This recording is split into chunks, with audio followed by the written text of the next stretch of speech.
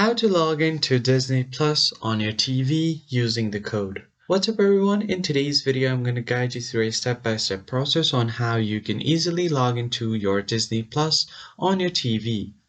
So before we begin, I want you to head down below to give this video a like and subscribe to our channel. Now, let's begin with the video.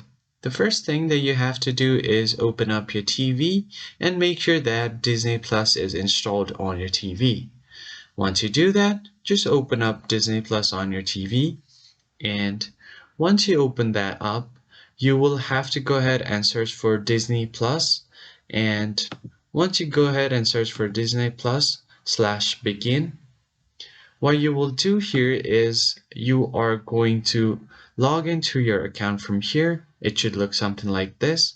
And once you log in on your Disney Plus on your browser, what you can do is you will get this kind of screen right here where it asks you for a 8-digit code.